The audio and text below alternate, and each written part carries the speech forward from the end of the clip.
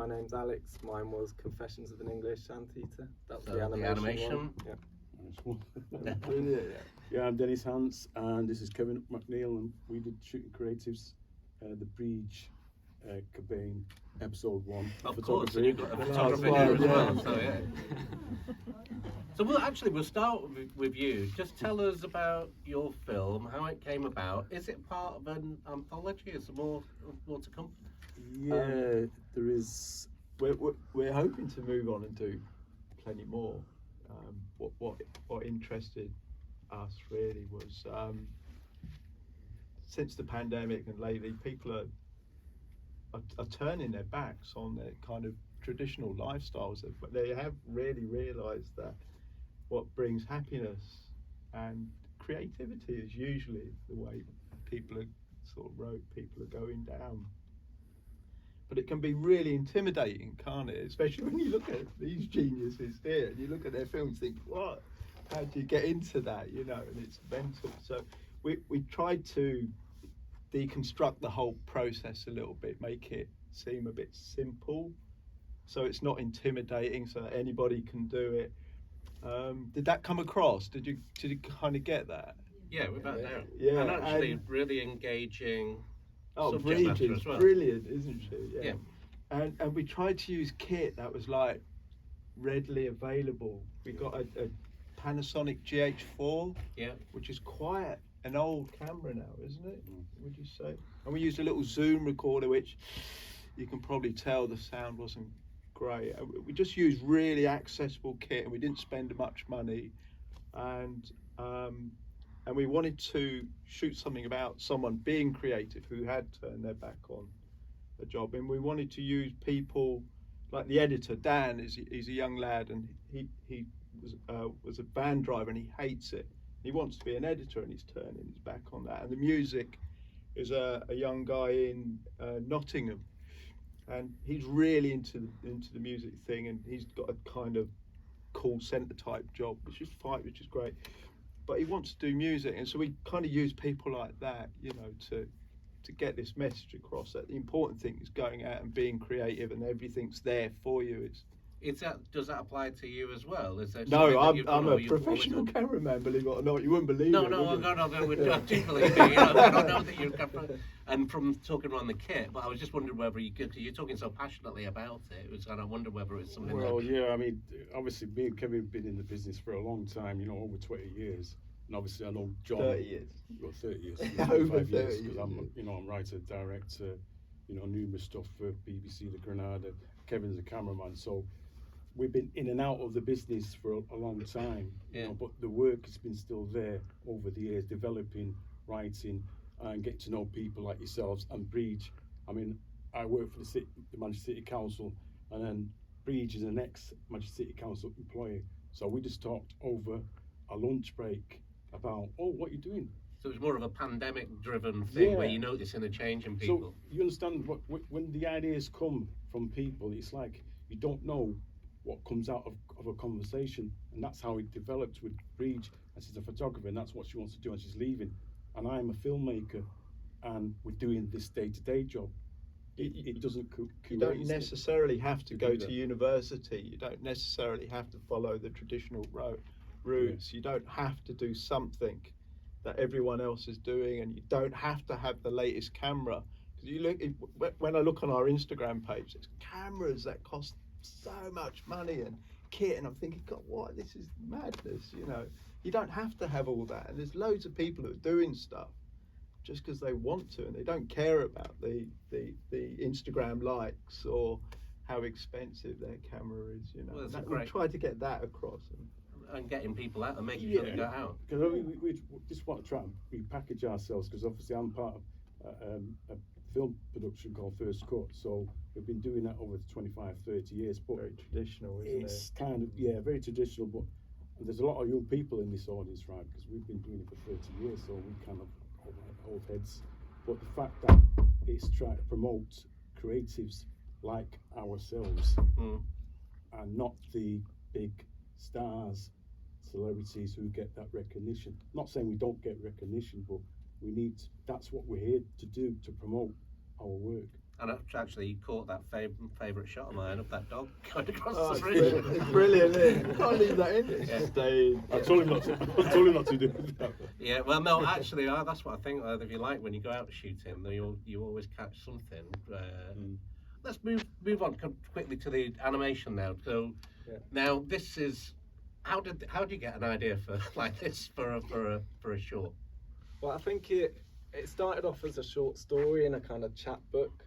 So I've been writing sort of short stories and poems for quite a long time, and then I started illustrating them. Yeah. And I met someone in Manchester a little while ago who would produce them into these little books. So I started doing that, and then I thought it'd be great to make it into a short film. And so I got the opportunity, got some funding to do that, to work with an animator and a producer to do it.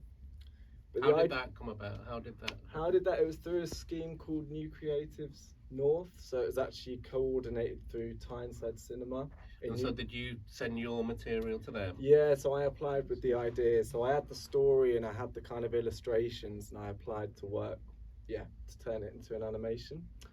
And the story itself, so the name, for people who don't know, is based on Confessions of an English Opium Eater, which is a 19th century book written by Thomas de Quincey, who's from Manchester actually. And you can see a little plaque where he was born, which I think is now a Betfred's, just by Albert Square. So there's a little plaque that says De Quincey was born here. Anyway, he was seen as like the first person to have written a kind of honest autobiographical account of drug addiction. And he visited the Portico, which is where the bit of live action that's in that is the Portico Library, which I wanted to get in because it kind of is tied to him. So anyway, I read that many years ago, and kind of the idea of it being an anteater instead of an opium eater just came into my head, and then I just kind of wrote it, really. Right, okay. But did you have that drug metaphor in your back of your mind as well then? Yeah. And I think for me, I read that book many years ago, and it's quite kind of, I think, quite glamorized in the world of literature, where actually he was quite a horrible man, and he turned out to have quite a horrible life in the end, I think. And I think I've always had this, there's lots of kind of artwork that I've enjoyed that's come from, I guess, drug influence. Like when I was younger, I started listening to the Velvet Underground and lots of writers like Burroughs and people like that. But at the same time, there's people close to me and my family who've died from drug overdose. So I felt this real tension between kind of liking some of this work, but also hating the mythology that came with it. Mm-hmm. And so I think this idea, although it's very silly, kind of came out of that a little bit, because obviously he dies at the end. So I see it, I guess, as like a cautionary tale. Yeah. And the animation fits as well. What about the animator? How did you link up with? So you just put together, or was it? Yeah, so I worked with a production company called Arcus Animations, mm-hmm. And they knew this guy who's a freelancer. He's based up in Newcastle, so he just put me in touch with him. So I kind of did the storyboard and created an animatic, which is like a really rough version mm-hmm. of the animation. And then I was drawing up all the images in pen and ink, actually, like the backgrounds and the characters, and then I'd send them to him, and he'd turn it into digital. And I'd say, like, I want this guy to walk from left to right over here, and he'd kind of animate it. So it was a constant back and forth like that. Is how it worked. Yeah, great. Yeah. Now, this is what I like about this. The selection. Did you select them, or did John select them? A nice balance and a mixture of different kind of tones and films. So, tell me about your film, and once from a poem again. Yeah, right, yeah, it's fun. Yeah, so it was adapted from a poem that my friend Sam wrote, which was the first bit of literature that he'd written after kind of attempting suicide and then going into a alcohol rehabilitation centre in Liverpool. Right, okay. And he sent me like a 10-minute long kind of stream of consciousness almost, mm-hmm. Just over the first lockdown, just on his phone on WhatsApp. We're friends, and we've been friends for a long time. And then he sent me like 5 or 6, and then I chose that one as like one that I thought we could develop. And then what was it about it that you thought you could it was latch just a onto very then? visual poem, you know, like, so that obviously the poem that's in there is excerpts from that, although the whole thing is 10 minutes, so we just kind of like picked and chose different bits that would work, and then I started to like build dramatic scenes around the poem. Yeah, it's just like a very kind of visual and honest account of and it was also written from like the perspective of a drug addict, because it was quite fragmented. What about you as a filmmaker? Because I mean, I know a couple of people I've worked with some of the people on that film, so I knew it was kind of like quite a stylized way of shooting. Shoot on film as well at some point? Yeah, it was shot on 16mm. So it's 16mm throughout? Okay. For all of it, apart from the snorri cam, which is where the camera's mounted to the actor. Right, new face. Just because it's the camera would have been too heavy to shoot. So kind of like, was that the excitement for you as a director? We're going, well, okay, I know how to bring this particular thing to life. Yeah, we've done quite a few films together, me and Sam, and we write together now as well. So, well, we just basically approached it as we'll just get whatever money we can get, and we crowdfunded for the first bit of money, and then through that we got in touch with a private charity which funded us for like 80% of the funding, which basically enabled us to be able to shoot on film. Without that private funding from a mental health charity, we wouldn't have been able to shoot, because obviously it's incredibly Did you have some expensive. sets built? You what, sorry? Did you have some sets built for it as well? Yeah, so there was just one set, which was the toilet. Yeah. It was a really nice shot, but it reminded me a little bit of Train Spotting, that particular thing. That probably was a bit of an influence for Yeah. that scene, yeah, that was the set, and then the rest of it was on location. Yeah, well, it's I think it's it looks beautiful. So congratulations, and have your films, all three, do they have a festival run, and the same with yours as well? They had a festival run. I know ours are floating out there somewhere. Daz takes care of that. So. All right, so kind of, we'll move on to your film. Then kind of the Elbow. What about the Elbows? Compared to these guys, he's got the most underwhelming origin story. I just got a phone call from Daz, who wrote it. Said, "I've got this story about a guy who loses his pen in his ear." And I was like, "Right, well, yeah, we're doing that then." But that's what is great, that you can get a story out of lots of different ideas, and they can come from anywhere, right? So absolutely. Tell us a little bit more about. Well, Elbows was meant to be our second film. We over lockdown, Ken, Daz, and myself decided, oh screw, we're going to make films. So we planned 4 shorts, and we've got 2 features coming up. Because if you're going to do it, you might as well hang everything out there and do it. Yeah. But Unseen, the actor I really wanted for that had a bit of a personal tragedy, and he was going to quit acting, so I said, we'll just wait. So Daz had finished the Elbow script, did an online audition with John, who sat there and played Nathan. He was perfect, and it would just go. The location was waiting for us. It was a friend's office. The crew for the first 2 films was myself and Graham. We were it. And how would you describe your own film? What would you say? What would you say? What genre is it? Kind of like, is it comedy? Oh God, I guess. I don't know. I was the same as most people probably saw when I read the script. I just went, yeah, great. A man shits out a car. And it was just because the Unseen was kind of darker. It was nice to do something a bit crazy. And we've just finished our 3rd short, which is going out to festivals now, which is like a love letter to tales of the unexpected and things like that. Right. And we're going into pre-production now on the next short. So, and obviously there's a sliding scale here, a sense as well of kind of like where the budgets are, and I know that you're saying, well, we just grabbed some kit, we went out and we got a subject, a very engaging subject, by the way. It was, I really did enjoy listening to you talk. There was lots of things that I was agreeing with. You have to say that because I'm here, don't you? Oh, well, not really. But what's next for you guys? And well, actually, we've just finished shooting a prostate cancer awareness film up in Saddleworth and in the Moors there. We filmed Very different. last week and the week before. Did some reshooting last Saturday. And we might be going out, so that's kind of a serious subject, and I'm the main character in it as as the director alongside Kevin, but obviously we had difficulties with the, getting actors to contribute. And again, it's on a micro budget, so the budget is what's coming out of our pocket, but the way we've shot it, it's kind of It's very different. yeah, isn't it? very different from different, the documentary. We've got a GH5 this time. Right.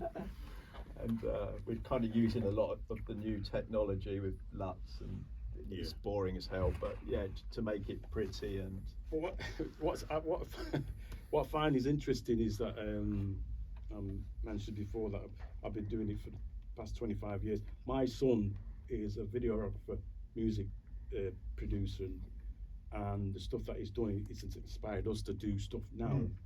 And a little story we played about with a drone. These new kits, it's amazing what's around. Because Isn't it? back in the day we had to set up tracks. Oh, you'd have to hire a helicopter. Yeah, Go but get- with 2 hours, 3 hours to set up a track, and you can get the same shot on a gimbal or a drone. So we had a drone, and the drone took off, didn't it? Flew off into the sunset. So it's like, right in the moors there. So it's just using new All our kit. budget gone, Dennis, wasn't it? On the one drone. Yeah, I can laugh about it, but obviously still. No, it's all right. I've lost the Subject, drone. innit? I'm gonna Forget the drone, right? Yeah, I have lost a drone myself, so I know the pain of losing a drone.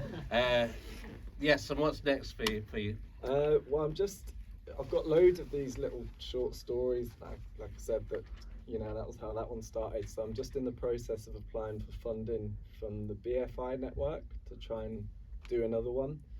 So I've just been storyboarding that, and that's about to be sent off. And it's called "The Lady Who Ran Away with a Cabbage." So it's about a lady and a cabbage who fall in love, I guess. And then, yeah, that's the basic premise. So hopefully I'll get funding. Did you do the voiceover? Did you narrate it as well? Yes, I did the narration, and then I did the music with a couple friends as well. Yeah, it's fantastic. I really enjoyed it. I've enjoyed all the films, I must admit. And what's next then? So Sam, the person who is the main character in that, we've made a feature documentary about the recovery centre that he lived in, and so that's going to be released this year. We've just finished post-production on that, and then But you crowdfunded for this as well, so you had a little bit of a budget for it. we for the short film. Do you mind telling us, or do you not? You can if you know that. Don't throw away that key. For the short film. Yeah. What budget was it? Yeah, I'm just going to because often I know that people will go into things, and sometimes they're going in with no budget, and we're saying that we don't need a budget. Yeah. But obviously, sometimes it helps give you a platform, Yeah, definitely. and you kind of go in, and still requires beg, borrowing, and stealing, Yeah. no matter whether you've got a budget or not. Yeah, we started crowdfunding and we got 5. Yeah. And we got a private funding for 10 grand from this mental health charity, and then That's amazing. That's great.